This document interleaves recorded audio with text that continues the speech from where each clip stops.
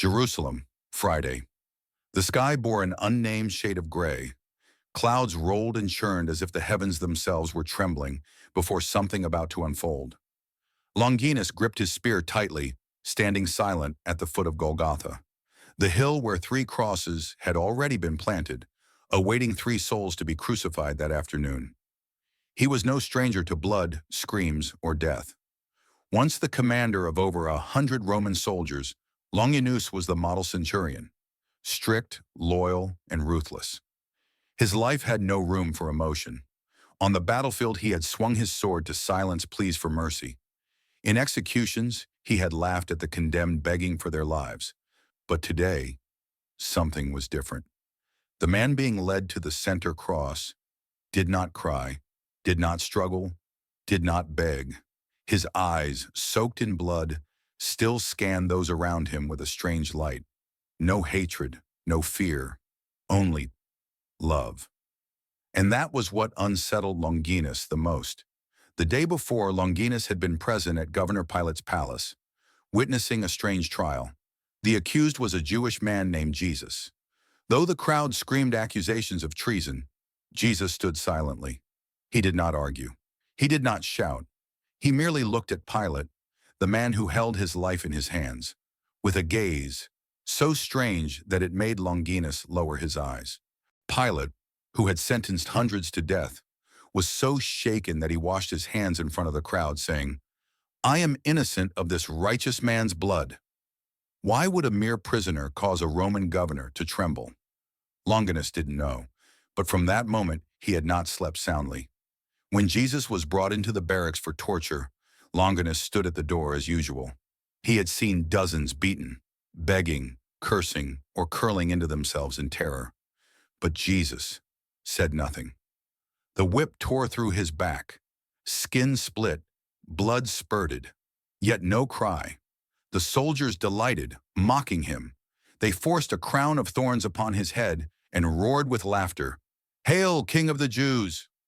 Jesus did not react. At first, Longinus merely watched in silence. But when he saw blood stream down Jesus' face, and yet his eyes remained calm, he felt ashamed, not because of guilt, but because he could not comprehend how a man could endure all of that and still love. When it came time for the execution, the cross was placed heavily upon Jesus' shoulders. His body was already weakened. He fell. Soldiers shouted. He rose again, then fell once more. Each time the crowd either jeered or wept. Among them was an older woman with sunken eyes. She cried as if she had never cried before. "John, my son, take me to my boy." Longinus didn't know why he didn't stop her. Jesus lifted his head, blood-stained eyes meeting hers. "Behold, mother, I make all things new." Longinus turned away. Something inside him shattered. Golgotha, the place of the skull, was not far from the temple, but a chasm away from heaven. Here, death was not just an end, but an erasure. Those crucified at this place were the ones the Roman Empire wanted wiped from humanity's memory. And Jesus, the carpenter from Nazareth, was being led there like a nameless criminal. Longinus walked ahead, clearing the path, but his mind was in turmoil. With each step, he heard blood drip. Every moan in the wind was like a blade cutting into something he didn't know he possessed, a conscience. At the sight, the soldiers shoved Jesus to the ground. The cross laid beside him. One soldier held down his arm. Another raised the hammer. Longinus didn't give the order, but all eyes turned to him for the signal. He nodded. The hammer slammed down on the nail with a hollow crack. No one screamed. Only his mother let out a cry of indescribable agony. Her face turned to stone. John held her, shielding her eyes, but the tears could not be stopped. Longinus stood there, spear still in hand, but his body frozen. When they raised the cross upright, Jesus' body jolted violently. Longinus turned away for the first time in his life, afraid of himself. 3 were crucified, Jesus in the middle. On either side, 2 thieves. One mocked, "If you're the Christ, save yourself and us." The other turned, gasping, "We deserve this, but this man has done nothing wrong." Then he uttered a sentence Longinus would remember for the rest of his life. Lord Jesus, remember me when you come into your kingdom. Longinus froze. Before him, a condemned man, facing death, was pleading to enter an eternal kingdom. And the one dying in the center replied, "Today you will be with me in paradise." Longinus stepped back. The sky darkened. He had never seen anyone die and bring life with them. Then Jesus lifted his head, gazed toward heaven, and said, "Father, forgive them, for they know not what they do." No anger, no hate, no threats, only forgiveness. And Longinus, standing guard with a spear, felt his legs begin to tremble. The wind howled. Darkness fell like night. The sun was veiled by something that was not cloud. Longinus remained at his post, eyes fixed on the man hanging on the wood. Below, Mary wept silently. John bowed his head.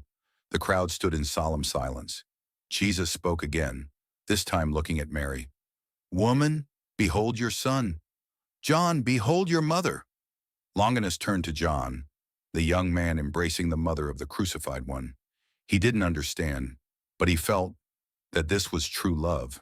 Then Jesus raised his face one last time. Bloodshot eyes, cracked lips. His voice grew faint. My God, why have you forsaken me?" A soldier ran up, offering vinegar on a sponge. Jesus declined.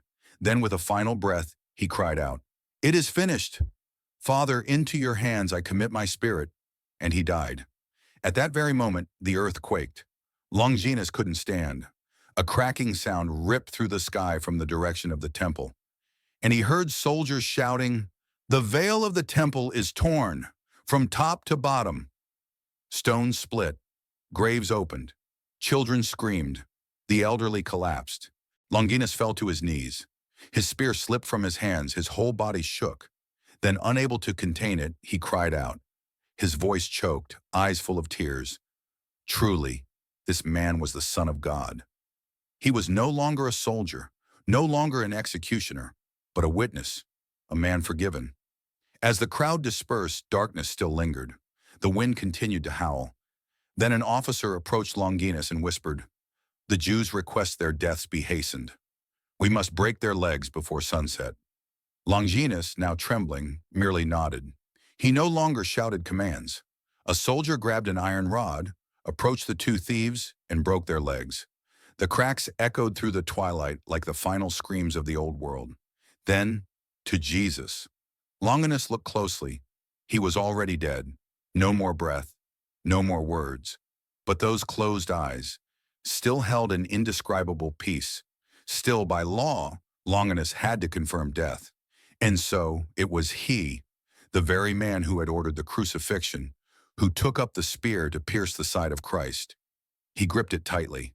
His heart pounded like war drums. He didn't know why his hands trembled. One thrust, swift. The spear pierced flesh, and immediately, blood and water flowed out, not like human blood, but pure, soft, as though from heaven itself. Some drops splashed into his eyes dimmed from years of battle. Longinus shut them tight. When he opened them, brilliant light poured in. His sight was restored. He stood frozen, spear in hand, eyes wide, lips sealed. In that moment he understood. He hadn't just killed a man. He had pierced the body of the Son of God. For 3 nights after, Longinus could not sleep. Each time he closed his eyes, he saw that face, the face of Jesus. Not accusing, not angry, but simply looking at him, as if forgiving. He awoke drenched in sweat, heart pounding. The spear he once wielded, he now buried beneath the ground. The armor he once wore with pride now lay covered in ash. He avoided other soldiers, avoided every gaze. He walked like a shadow in the camp. Then the rumors spread. The tomb of Jesus was empty. Some claimed they saw him alive. Some said he had appeared to his disciples. Strangely, Longinus did not doubt. Not at all. He believed. Not because anyone told him, but because deep within him, Jesus still lived. On the 7th day, Longinus entered the commander's office. He removed his armor, unbuckled his sword, placed his helmet on the table. "I am no longer a soldier of Rome," he said calmly. The officer blinked. "Where will you go?" Longinus replied, eyes glowing with light, to seek the truth. After that, no one saw Longinus in the barracks again. He left the city following the trail of the disciples. He met John, Philip, then Peter. When they saw him, the man who had crucified their master, they were terrified. But Longinus did not ask for forgiveness. He simply knelt and wept. And they understood. He too had been shown mercy. Years passed. People saw an old man walking through Cappadocia, now modern-day Turkey. He had no sword, no authority, only a scroll and a single message. I saw him die. But in that death I found life. Longinus preached the gospel with his heart. He used no arguments, only memories. He told of the cross, of eyes that looked upon him without hate, of the spear that pierced and healed the very man who wielded it. Thousands believed, but Rome did not forgive. The empire does not forget traitors.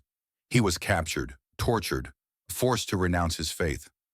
But Longinus looked straight into his interrogator's eyes and said, I was once the man who killed him. Now I live for him. If you think death can take that away, then you've never known my Lord. He was sentenced to die, taken outside the city to a barren hill.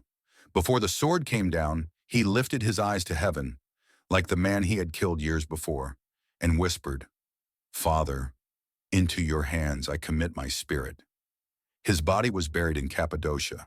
Upon his simple tomb, they carved a single line.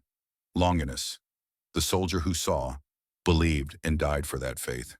Centuries later, the church canonized him as Saint Longinus, the first martyr from the other side of the cross.